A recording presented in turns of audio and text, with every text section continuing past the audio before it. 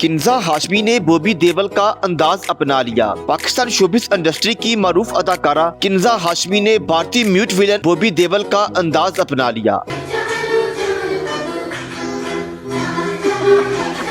Social media platform Instagram पर viral video में अदाकारा किन्जा हाशमी ने नई भारतीय फिल्म एनिमल में विलन का किरदार अदा करने वाले अदाकार बॉबी देओल का एंट्री डांस करते हुए नजर आ रही है। हाल ही में रिलीज होने वाली बॉलीवुड फिल्म एनिमल में जहां अदाकार रणबीर कपूर ने शानदार परफॉर्मेंस दी, वहीं बॉबी देओल ने भी पूरी फिल्म में कुछ कहे बगैर परस्तारों के दिल जीत लिए। सोशल मीडिया पर वायरल होने वाली पाकिस्तानी अदाकारा की वीडियो में इन्हें स्याह रंग के लिबास में बॉबी देओल के अंदाज में सर पर गिलास रखकर जमालो की धुन पर रक्स करते देखा जा सकता है। अदाकारा की मज़कूरा वीडियो को सोशल मीडिया सार्फिन की जानिब से पसंद किया जा रहा है।